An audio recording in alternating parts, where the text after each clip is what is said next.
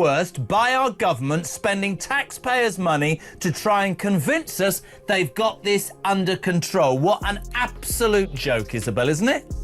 Complete and utter joke. You know, these numbers are completely derisory relative to the scale of the problem. And this is Starmer massively on the back foot. You know, his party is currently literally behind Reform in the polls, despite his enormous majority in the House of Commons. He's panicking, and they've rustled up this pathetic stunt. Well, taxpayers are not going to be deceived by this, are they? You know, taxpayers are entitled to be absolutely bloody furious that once again their intelligence is being insulted and their hard-earned cash is being squandered arranging exclusive private jet travel for Albanians who, you know, let's be frank, have broken the law. Have broken the law. They've broken the law, and what are they getting? 4 seats each or something on the private jet. What an absolute joke, and what a disgrace this government is. Couldn't agree more. And you used a great word there, sceptical. Signing his party's political death warrant at this point. You know, he may get a high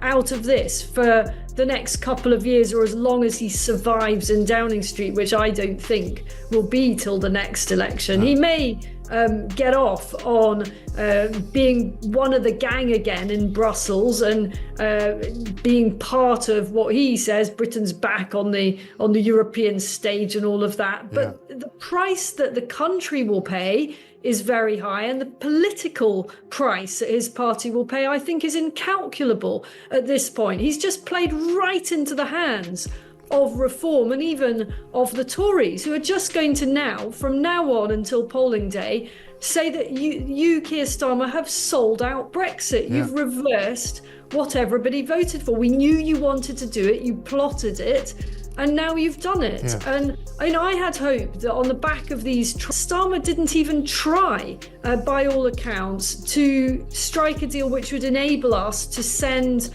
illegal migrants back to France, those that have come across the Channel. Now, you would have thought that might at least have been on the table. You know, I would have, if I were advising Keir Starmer, a Prime Minister who's very much on the back foot politically in the UK, I would have said, Prime Minister, even if you don't really want this aspect of the deal, really good idea to be seen fighting for it. Even if you lose that fight, to have the ability as part of this wider negotiation, not that I think we should be doing it anyway, to say, actually, we, the UK, want the right to be able to send migrants, illegal migrants, back to France.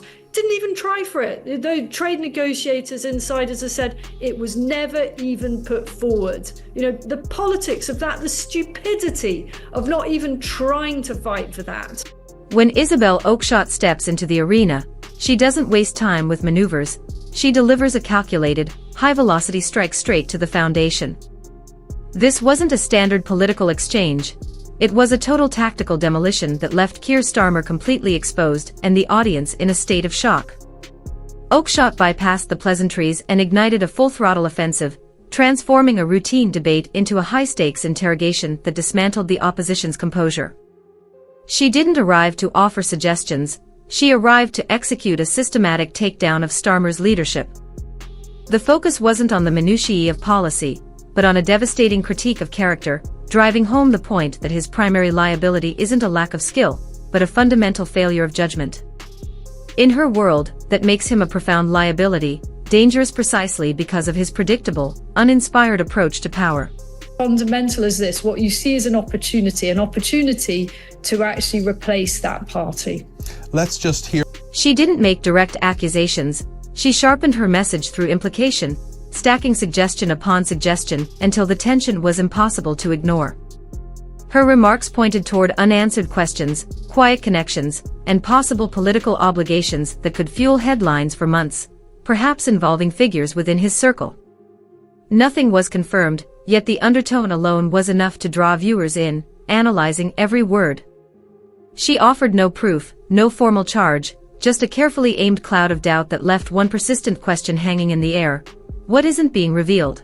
On the private jet. What an absolute joke and what a disgrace this government is. Couldn't agree more. And you used a great word there, sceptical. You know, it doesn't wash for me anymore for Starmer and his acolytes to stand up and say, these people don't understand how difficult it is, just sceptical right-wing thugs. No. This is our money that you're spending and it's window dressing. I would rather that our government would do something about that. I mean, I know you're going to laugh. We laughed privately about this, but I mean, yesterday we literally discover that it's possible, if you're a convicted criminal, to get a left-wing lawyer paid for by you and me and everybody listening to go to a court in front of a left-wing judge and say, I can't go back to Albania or wherever I came from. I know I've broken the law, but my son, he doesn't like the chicken nuggets in Albania. And people think I'm taking that he doesn't like the chicken. Today we discover a Pakistani paedophile escaped deportation because he successfully, through his left-wing lawyer, convinced the judge that it would harm psychologically his children. I don't mean to be rude, you're a mother, I'm a father. Forget the children he harmed and abused and raped, forget them. Starmer's political image was meant to signal stability, maturity, and calm authority. Instead, it's drifted into parody.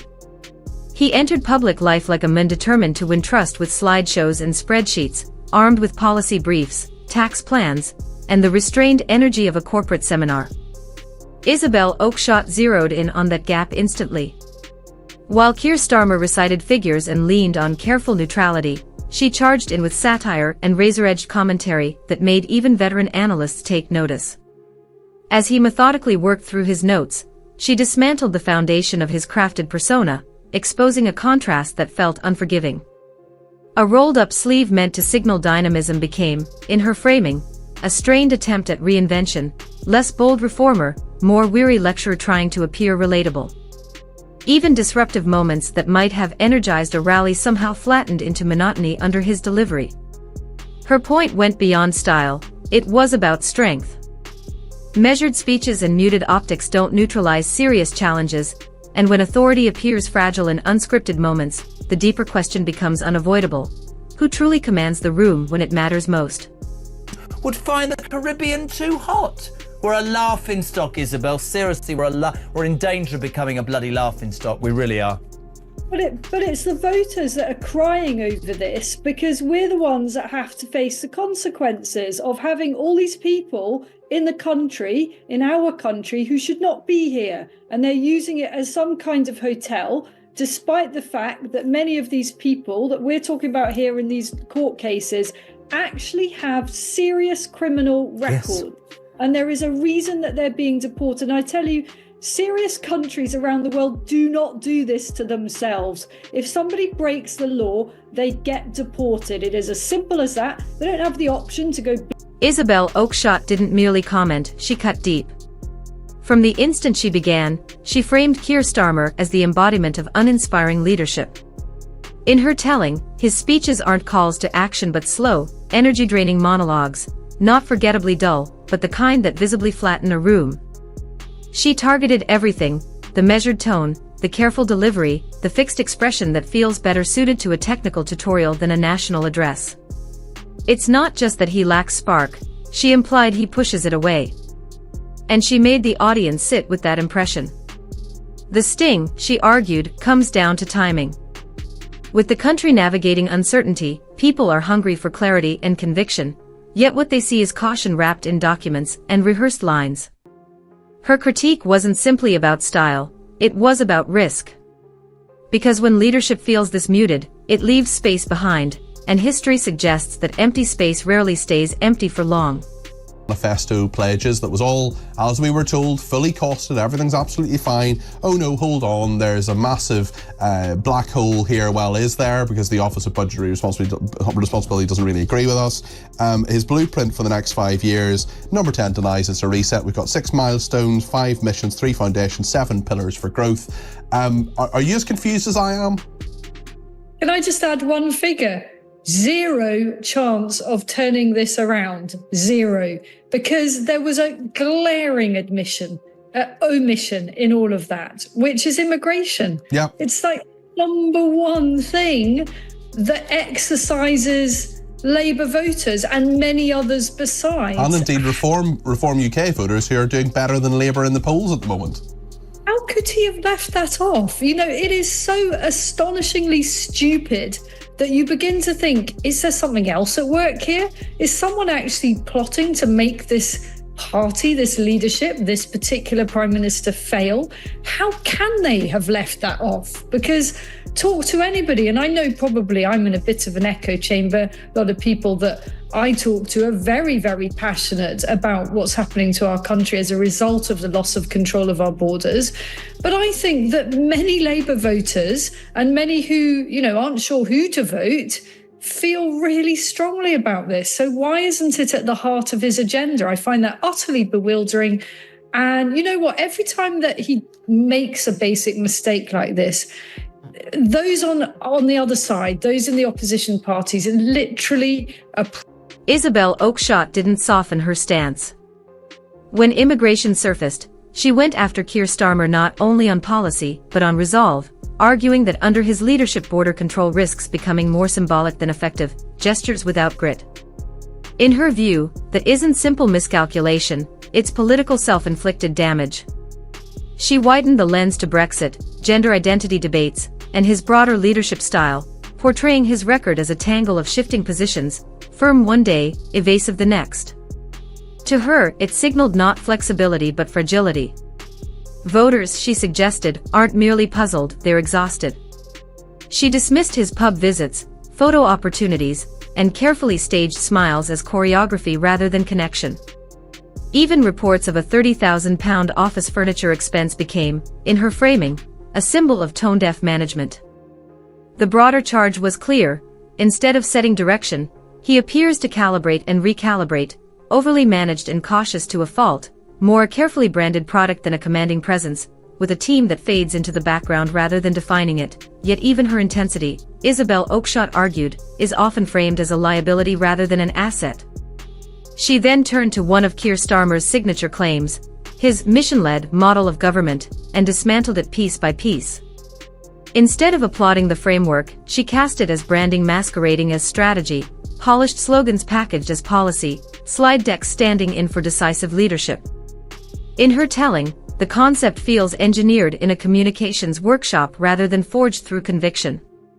Promises to grow the economy and rebuild trust may sound reassuring, she suggested, but beneath the surface she sees little clarity, little urgency, and even less inspiration. When the headline message echoes the tone of a management presentation, it doesn't energize, it deflates. Her broader warning was stark. This risks becoming leadership by committee, steered not by bold direction but by whichever phrase looks strongest on an infographic. To Isabel Oakeshott, it's not mere boredom, it's a symptom of a broader failure to lead, inspire, or even connect. She zeroed in on what she framed as Keir Starmer's defining trait, avoidance, not of debate, but of genuine commitment. Whenever a pressing issue arises, he sidesteps it with language so neutral it barely registers, offering reassurance without direction. Phrases like tough decisions or striking the right balance may sound measured, but to her they conceal vacillation. Isabel painted a picture of a politician who has perfected the performance of indecision, polished enough to look like leadership at first glance, yet stripped of substance once the veneer is lifted.